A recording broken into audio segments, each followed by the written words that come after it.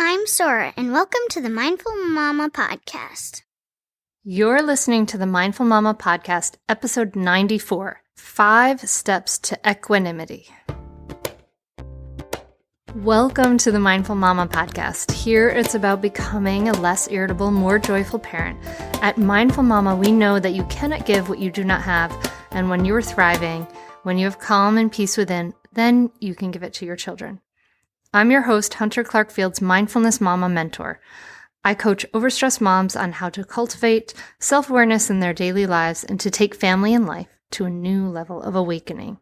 I've been practicing yoga and mindfulness for over 20 years. I'm the creator of the Mindful Parenting course, and I'm the mom of 2 girls ages 7 and 10. Thank you so much for being here today, my friend. This is a special solo episode, and I was thinking about these things as I came away from my holiday, visiting my family, and it was having some really beautiful times and some challenging moments, as it is with family. And I was just really feeling this from the heart, so I wanted to share this with you. And so we're going to be talking about 5 steps to equanimity. And, it might be helpful, I guess, to sort of define equanimity. And I think of it as a sense of being able to have a sense of evenness as you move through the inevitable ups and downs of life. But it's defined as mental calmness, composure, evenness of temper, especially in a difficult situation. So we have this long drive. We drive from Rhode Island down to Delaware. We drive through some of the most congested areas of the country, New York City area, etc., New Jersey Turnpike. So anyway, we were driving home just a few days ago, and it's a long drive. It's the Saturday after Thanksgiving, so it's this long drive, and it can take, it takes generally all day. And we had started in the morning, and we had this beautiful stop. I have to tell you, we had this gorgeous stop in Connecticut where we even found a stone yoga dude doing tree pose by the water. It was really beautiful, beautiful stop. So it wasn't a bad drive, but by the end, you're totally beat. And we had gotten to the place where we're normally within 20 minutes of home, and there's complete congestion on this bridge. So it's like, and I was driving, and I'd already been driving for a while, and I was really tired, really done. And there was this incredible sunset. There's this incredible sunset just to my left. The sky was pink and amazing clouds, the sun just hitting these clouds. I mean, it was incredible. And we were tired. My kids were rammy. We had this long, long drive home, and I was totally feeling done. And I think about this moment because here I am, stopped in traffic. It's a pretty industrial area near the bridge, and yet there's this incredible beauty, and it just seems to me that it's like everything in life, right? Like there's this beauty that we can see, that we can focus on, or we can focus on what we are miserable about, and it's much easier to focus on what we're miserable about. That's just kind of how evolution has primed us. But there was also this beauty. So I asked the family to stop our podcast, stop our distraction, and just take a moment to acknowledge and see the beauty. And so I'll put a photograph in. We took a picture, but really it was about let's just acknowledge that this is this incredible miracle of the universe that is happening right here, right now, in the midst of we are tired, we are done, we have been in the car too long, and we are ready to go out, and we are stuck in traffic. It was both. It was both at the same time. So we stopped, turned off the podcast for a moment, breathed, looked, and this is a practice, right? This is an intention. This is a deliberate practice that we have to make because it's much easier to just follow our misery. So I wanted to start out with this story because the sunset over the bridge was just kind of like such a sweet example of what I had been feeling. And I had been feeling like when at the start of the drive, at the end of my trip, I'd been feeling a little anxious and a little low because of interactions with a family member. And I love him so, so much. And his suffering has been a big teacher for me over the years and really continues to be, absolutely. And what I saw was that I was in this place where I was feeling like sad because I love my family. I have a great time with my brother and, but at the same time I was feeling some anxiousness, feeling a little low, feeling some negativity. And I'm sharing this with you because, sometimes people think, oh, the mindful mama mentor, Hunter is always perfectly calm and happy and everything. And really, I'm not. No one is. And I want to share this with you because when we're in this feeling, it's okay to feel this feeling, right? It's okay to feel the sad, the hurt, and the low. And that was there, so I cried a little while driving away, while talking with my husband about, some things that had happened and how I felt. And I allowed myself to feel sad. I allowed myself to feel this sort of grief. And the difference for me after years of meditation is that, well, there's two big differences I can identify. And one is that I don't think this feeling is forever. Whatever feeling, the negative feeling I'm having, I don't think it's forever anymore. I don't think, oh, I'm always going to be this way and life is always going to be this way. And instead, I just feel the feeling, I'm in it. I'm not trying to fix it. I'm not trying to get out of it right away. Part of me, but generally I'm not. But the big difference is I don't feel like this feeling is forever. And also the other big difference is I don't think it's my fault. And I don't think what's wrong with me that I'm feeling this feeling, right? These are the sort of 2 second arrows we shoot, this idea that this is permanent, it's going to be there forever, and that there's something wrong with me for having this feeling.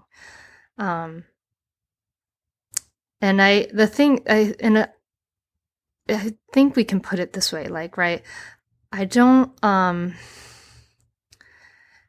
fight with the reality anymore. And that's the beauty of acceptance, right? People think acceptance and the idea of acceptance and surrender is such a bad thing. Like, I don't want to surrender. I don't want to accept that something is the way it is because that means I'm condoning it. I'm saying this is what I want in life. And that's not true. Really, it's like acceptance and surrender. Surrendering at that moment for me was the surrender of feeling sad, feeling anxious, feeling a little low. Was just accepting that that's reality, right? And so it's the mindfulness practice, the meditation over the years helps me to stop fighting with reality. And it also, the difference after years of meditation is that I'm able to interrupt the stories and thoughts that lead into despair. Like, like I said, like it's always going to be like this. And I've interrupted those thoughts and stories so many times now. I'm really well practiced in interrupting those thoughts and stories many, many, many times. So what's beautiful about that is that because I've practiced again and again and again, this interrupting those thoughts, it really becomes much easier to let it go, right? So, I'm accepting reality. I don't feel like this feeling is forever. And then, B, I'm able to let it go because I've practiced interrupting those thoughts. And the whole idea, of letting go is that it doesn't happen immediately. And sometimes we want that, right? We want to just bypass the negativity. We want to bypass our shadow. We want to just feel good all the time. Of course we do. Of course we do. We're human. I want to too. But our feelings, it's kind of like the weather. And you think of it as brain weather, right? And it's a feeling that comes and it stays for a while, right? And we can cultivate the conditions for happiness.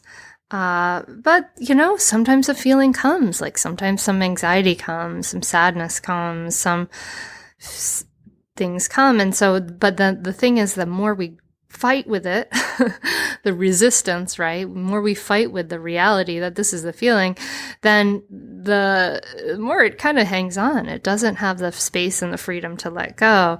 And the same thing with the grasping, right? The more we have resistance, the more we have grasping, the more we suffer. It's really our resistance and our grasping that allows us to suffer. So in that moment, like, I felt that sadness and, I just cried a little, and that felt good. It was a release. It's wonderful. It feels great to cry because it just releases things. You can feel this release. It's funny because I was driving the car at the same time, but I was still able to feel this release. And it's about letting that weather pass. So we can cultivate the conditions for happiness, and we can cultivate the conditions also. As we can cultivate the conditions for happiness, but we can't necessarily kind of flip a switch and make ourselves happy. Boom.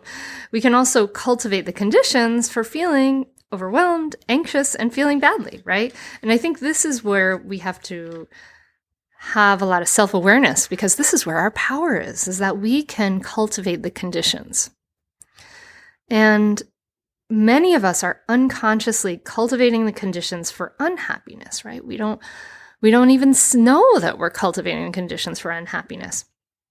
Like my family member. We develop these unconscious strategies for dealing with the pain and difficulty in life, mostly, I think, when we're young. And for my family member, that strategy was defensiveness and escaping. Pretty standard, right? Fight or flight. That's our stress response. Fight or flight or freeze. And defensiveness, the way I saw it, the way I experienced his suffering on my trip was that he would go on the attack when an uncomfortable feeling would arise. And this strategy is so hurtful.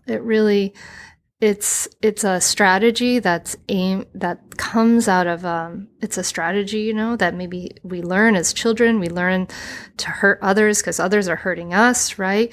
But it's so hurtful, and it's hurtful for me to watch.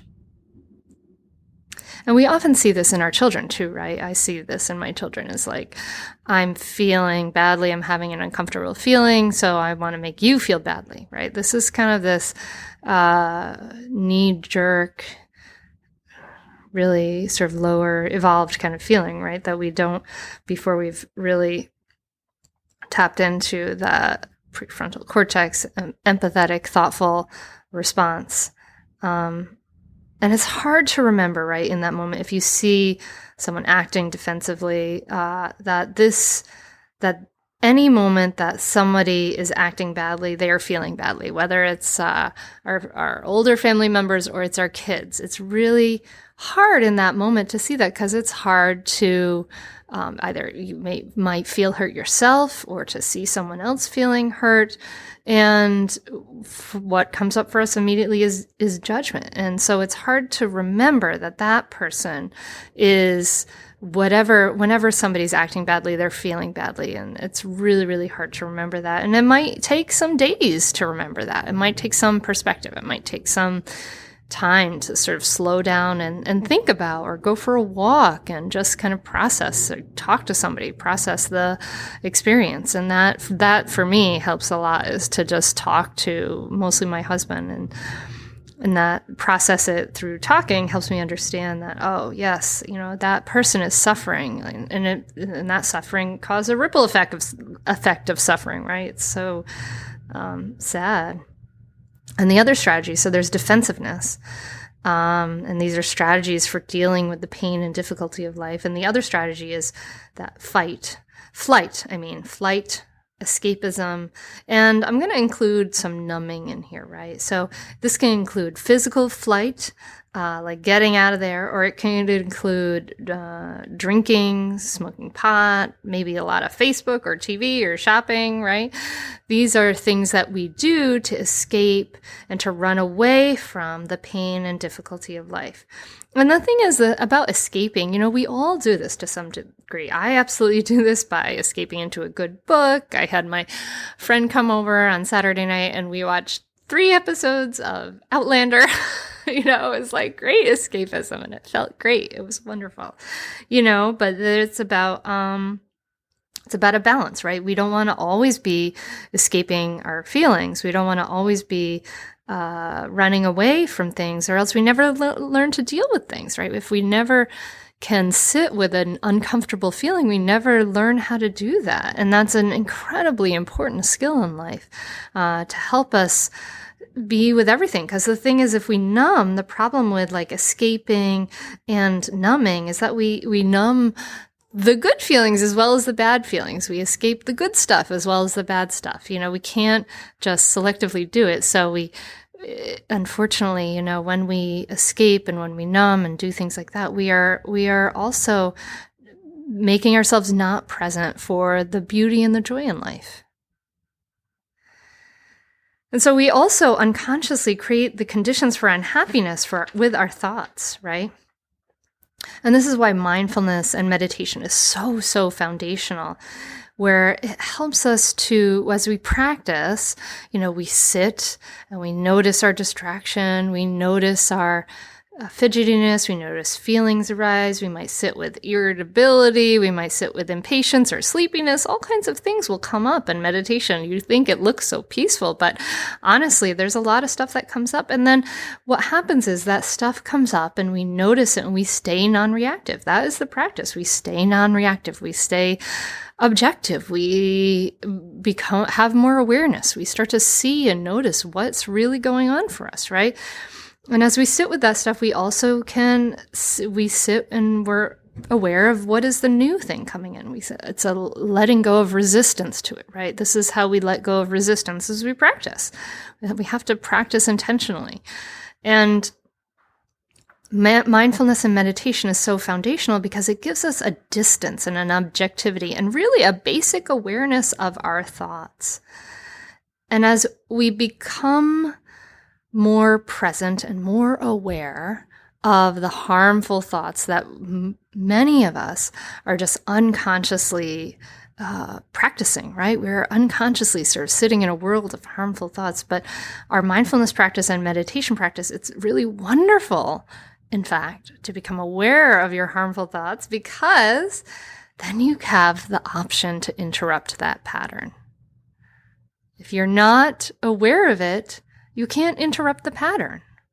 And so that practice, that mindfulness meditation practice, is so important because it gives us, it's like going to the gym. It gives us reps with noticing and becoming aware of our thoughts and interrupting that pattern. Oh, hello, anxiety. I see you there. Hello, worry. Hello, old friend. I see you there. Let me come back to what is real right now. I'm feeling my breath. I'm feeling my body, coming back again and again to what is real. Rather than getting pulled and lost down the rabbit hole, we interrupt the thought and we come back to what's real.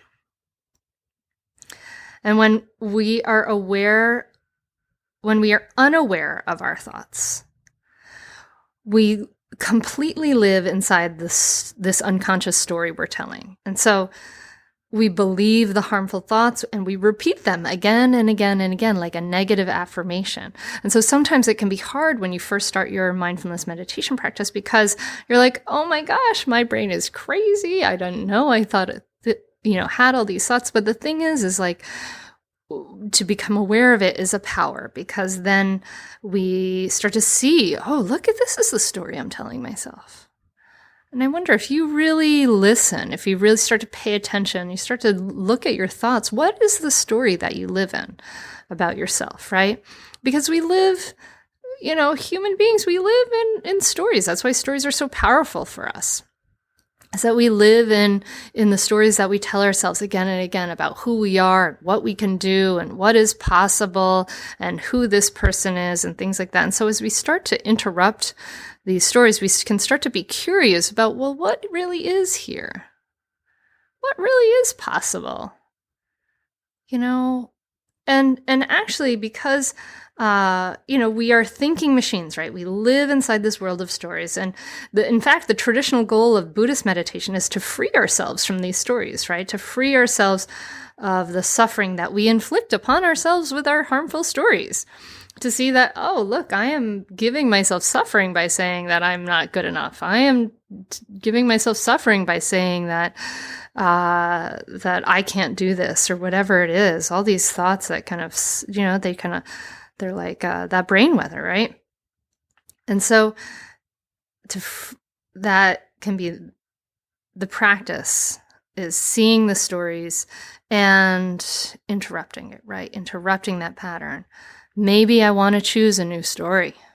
Yeah, eventually we get to that point, right? Eventually we can get to that point where not only can we interrupt the negative pattern, but we can start to even choose what is the story I want to tell about myself. And that is an enormous, wonderful power. It's great. And yet sometimes the thing is, there's very little we can do about our external conditions, right? Sometimes we're in a room with a person who's a grumpy curmudgeon who is picking on people and it feels crappy. Sometimes we're in a car stuck in traffic for hours and hours and hours, right? And so sometimes there's very little we can do about these external circumstances. I mean, that's the strategy for so many people, is like, oh, well, I'll create my external circumstances of comfort so then I never have to suffer. But the truth is, suffering will happen. Uncomfortable external circumstances will happen. And sometimes there's not very much we can do about it. Sometimes there's just not. But the thing we can do something about is coming back to our internal circumstances, right? We can train our minds, and we can start to train our minds to be more helpful to interrupt those patterns. So 5 steps to equanimity. 5 steps to equanimity. Number 1.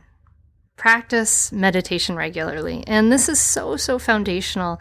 I mean, because it just helps us to see those thoughts, right? We need that time and that space, that intentional time to stop doing and to just start being, right? And sometimes maybe your practice of meditation will be a walking meditation or a hiking meditation, or you'll find your way into it that feels good for you. For me, it was running for a long time was without headphones, or walking without headphones was a way for me to find my way into a meditation practice. But I invite you to practice meditation regularly. And if you can, sitting meditation is really the gold standard. You just sit, and you sit without reactivity with what is going on. And you start to understand, to become aware of what is the story you live in. What are the feelings? What are the thoughts? How can I remain aware? How can I remain aware in this moment? And the thing about meditation is the goal is not to clear your mind. The mind will continually think. Really, the goal is about your training instead your relationship to your thoughts, right? How do you respond to these thoughts? Does it trigger another thought that's similar or worse and you go down a rabbit hole? Or can you interrupt that thought and say, oh, isn't that interesting? And really it's about our relationship to what we experience. Maybe in our meditation we experience anxiousness and irritability and sleepiness. And if we've related to that anxiousness, irritability, and sleepiness with a sense of curiosity, a sense of friendliness, a sense of, isn't that interesting, rather than judgment, that is a successful meditation. As I was driving home, we were, I think, going over the Tappan Zee Bridge as we were listening. The girls, they had fallen asleep in the backyard because Bill and I put on podcast. I'll give out a plug to the Sharon Salzberg podcast on the Tim Ferriss Show. Really, really good. And she talked about how she had been in a talk just the night before and talking about the neuroscience of meditation, that it seems like 9 minutes may be a good sort of minimum effective dose of meditation. But really the thing is about meditation is daily.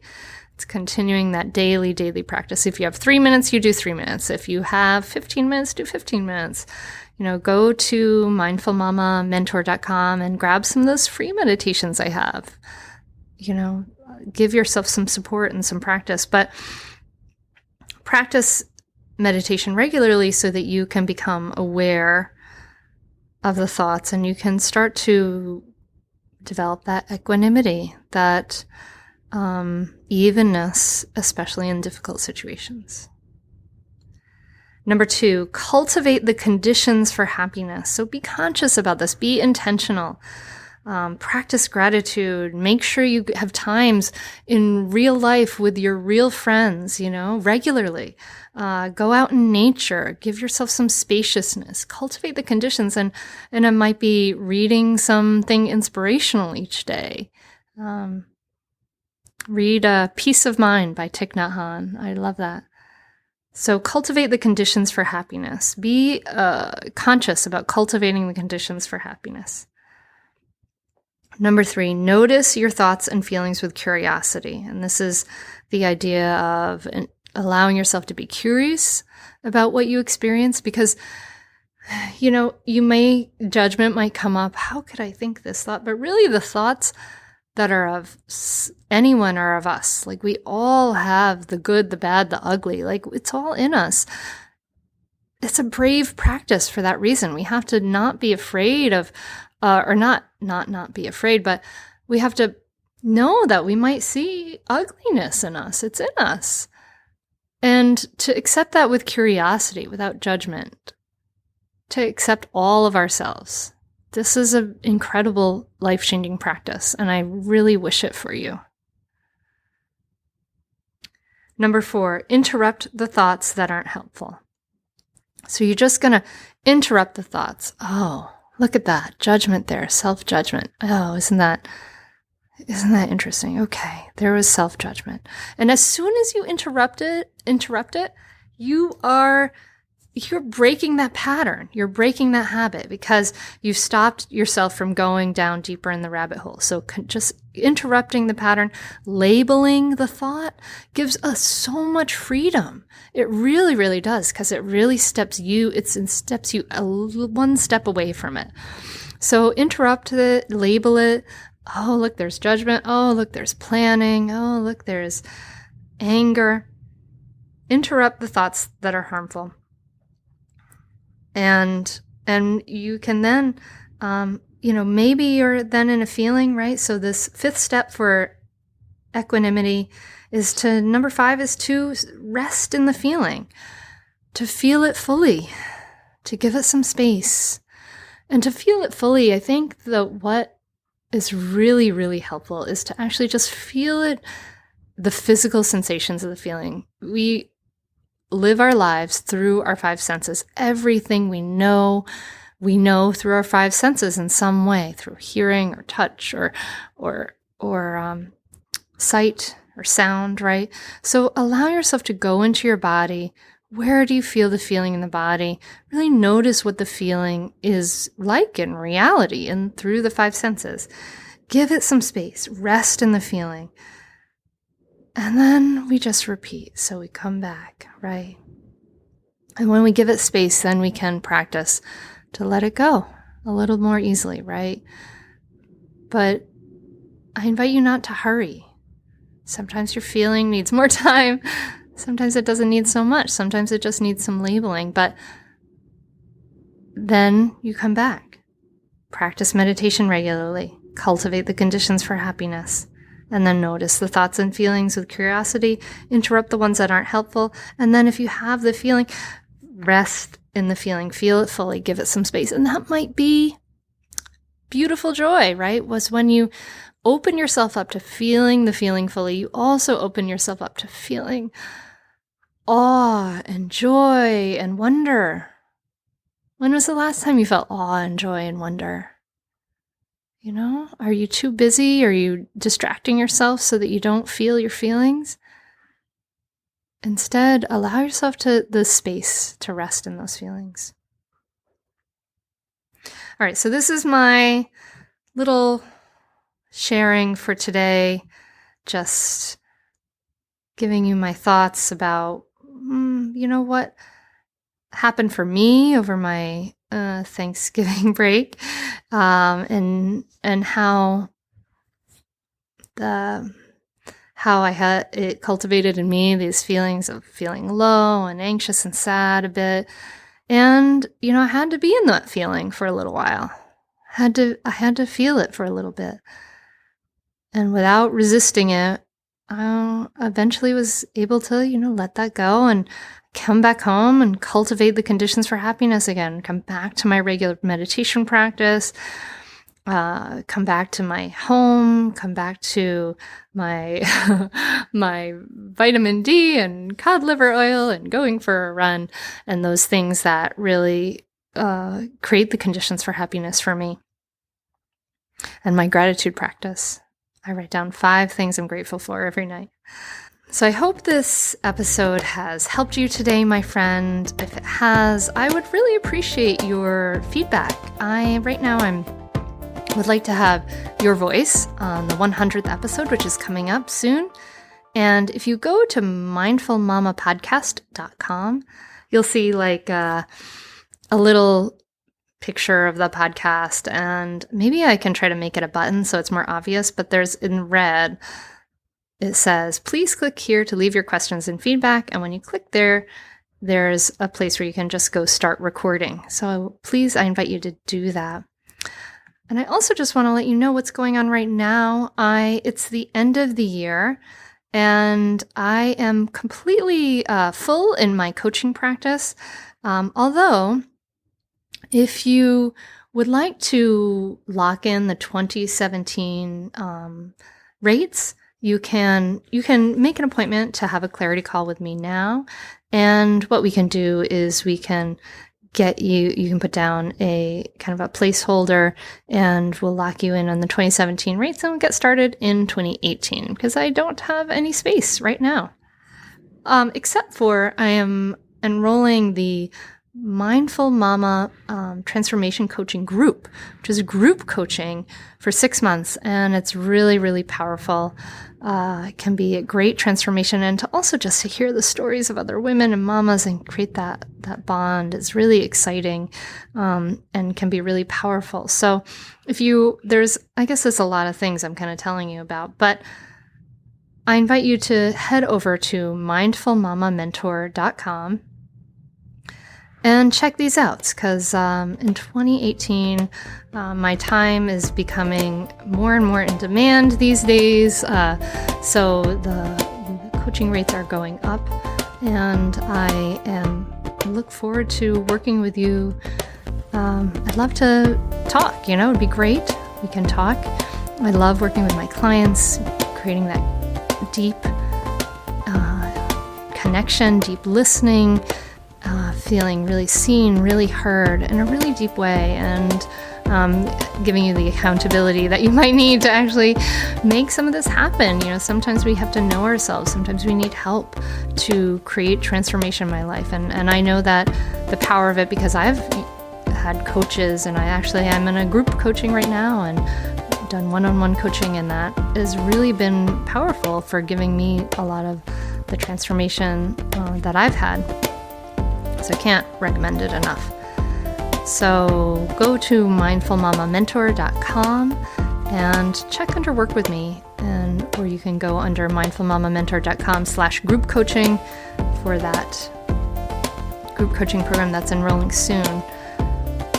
So coming up, we have some exciting things. I'll be talking with Carla about the holidays. We'll be talking to John Vroman, some exciting stuff. So thank you so, so much for being here, for listening, for sharing this time with me. I really hope it has helped you to water your good seeds And I'm wishing you peace. I'm wishing you equanimity.